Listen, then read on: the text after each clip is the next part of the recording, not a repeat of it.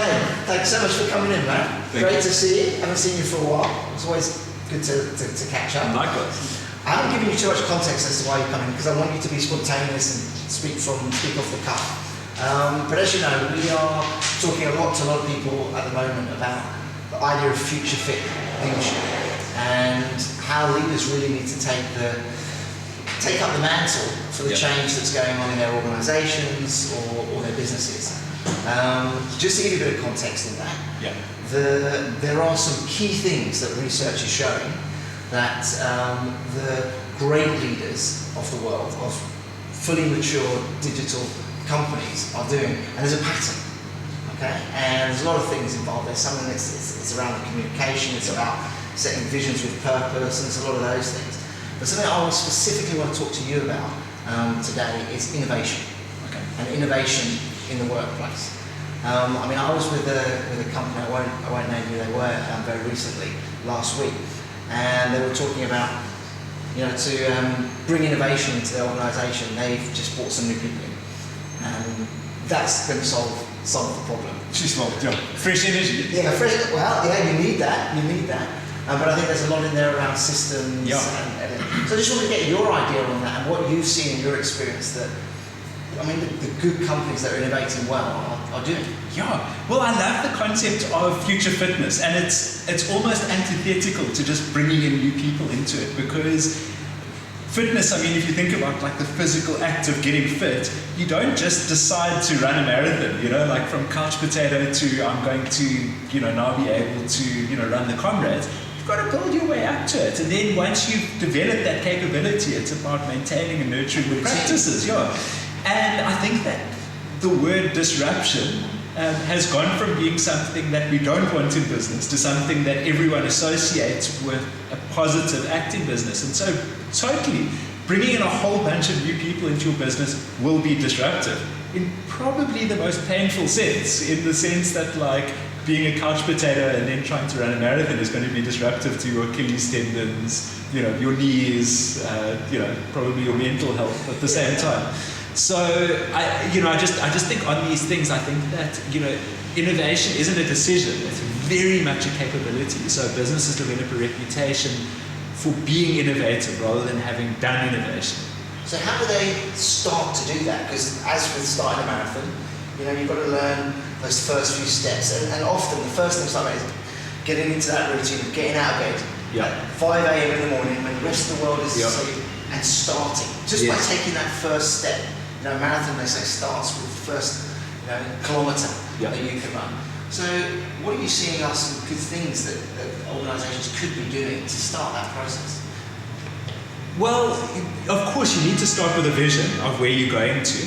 And I think that as a basis, if you look at behavioural science, it's something that I've gotten really interested in lately, just as a dabbler, and it's something I definitely want to grow my capability in. But one of the foundational principles of behavioural science is that big leaps almost always fail. So say, for example, let's keep up with the marathon metaphor. You want to grow this capability to run a big marathon. Just saying, I'm going to get out there and I'm going to run every day when you've done nothing is not going to get you where you need to be. You need to start with little baby steps. First of all, I'm going to get out the couch, I'm going to walk around the block, and I'm going to develop consistency over there. So I think that if you look in business terms, first of all, you've got to have a sense of where you're going, and then you've got to break down that outcome where we want to be. So we want to grow revenues by X%, we want to increase customer satisfaction, we want to solve this problem. So it's not just innovation for innovation's sake, it's for some practical benefit. So you start with the vision, you start with the outcome. Now, deciding to commit to the outcome is one thing, but to get to any outcome, you need to break that down. It's the same as like, I want to run a marathon. Deciding to run the Comrades isn't heroic in its own right. What is heroic is then breaking that down and going, well, what are the behaviors, or what are the capabilities, the competencies, the resources, the skills, the plans that we need in place to get there? And you've got to put it in one by one. So it's like, all right, cool, resources. Do we have budget for it? Do we have people for it? What are the practices that we need to start building into it? And it's not something that you can just do, like, great, we're going to do team building, or, cool, we're going to go and play with Lego, and that's going to have our mindset. It's like rather building in the practice of play and nurturing in those things in the long term. Definitely. I think the idea of just is understanding that there's a behavioural change that needs to take place. I think that's very much at the heart of what we see. One of the biggest challenges, I mean, I talked to a lot of CIOs and CTOs who are trying to put new software in place and have been tasked in a lot of cases with digital transformation within the organisation. And one of their biggest challenges that they're finding is the structure. So the structure of the organisation itself. So the commitment might be there from a training, mentorship, behavioural, we're going to try and do things differently. But what they're finding is that the structure of organisation is completely stopping them with that step. Because what they're telling me is when you innovate, it's not always successful, right? Yeah. You're going to mess up, yeah, and you're going to fail. Yeah. And a big part of their problem that they're seeing is that they then get all in front of the CFO who goes, you told me that initiative was going to do this and that, because the structure dictates that everything historically that the IT division has done has been put in place to save money, to reduce risk, all those things that a hierarchical structure says. So you start bringing innovation, you've got this guy stuck in a hierarchy, reporting to a CFO, trying to innovate in whatever way he can, and it just doesn't allow him. So however much he wants to change, however much that desire is there, that's bigger thinking, I think, and bigger systems changes that need to take place. I know that's something you've sort of come across yourself. All the time. I mean, I've been lucky enough to work with Ogilvy South Africa for the last 8 years. And they've gone through 2 major transformations in the time that I've been there. And they've both been around digital, so I've gotten involved right at the heart of it. And in every case, the agency needs to move at 2 speeds. And I think that there's an amazing corollary that I've seen between what's happened there as well as, and they're a relatively decent-sized organisation, there's about over 1,000 staff.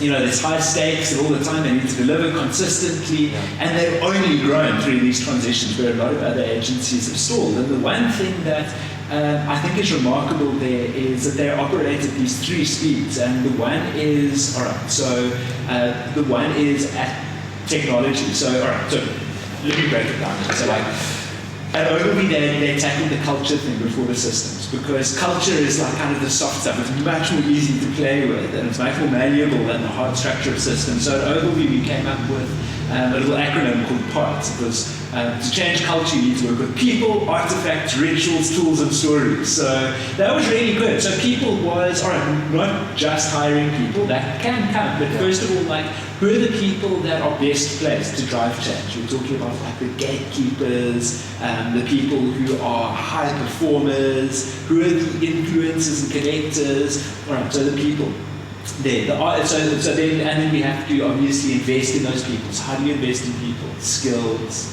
You have to bring them on with you with a vision. You need to involve them in this. That's your people thing. Then the artifacts, you're like, all right, cool.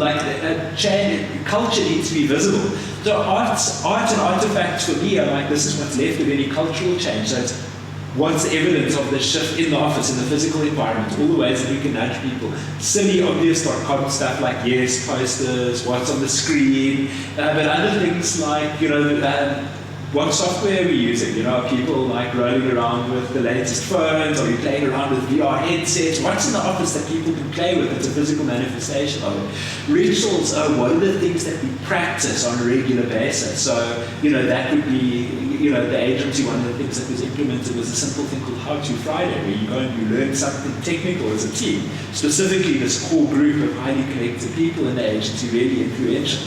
What do you learn? One thing every week, how to, program a robot, crazy stuff, sometimes really practical stuff, do programmatic media buying more effectively. Then tools, don't expect people to change, cultures are very often defined by the tools that we use, so what software we buy, how are we enabling the things, what skills are we equipping people with, and then you start adjusting and looking at processes. So things like Agile might be reintroduced. There they've changed the project management system. And then lastly and crucially, and this is the thing that I think I learned the most from Ogilvy, and I've seen it play out again and again in other organizations, is stories. And in particular, they invested heavily in celebrating examples of success in innovation. So they would create a case study about it, they would tell it, and once you've got the story, once you've celebrated a case study of success, people naturally want to innovate. So that's the people, artifact, rituals, tools, and stories. Yeah, and you just build that up, and it's like little. It starts off really small. So you start out with like 10 people, with a bunch of artifacts, and you get this ritual going, and you nurture them, you equip those people with the tools, and you tell stories about them, and then the next wave you've got 30 people, and then it's 50 people, and then it's 100 people. And those don't stop. You go until you become an innovative organization, rather than an organization that was innovative 3 quarters ago, and now it's cutting itself. So, but I must say, I mean, the way you describe it sounds like, we just did this, and it was a nice flow. Oh no, it's flipping painful.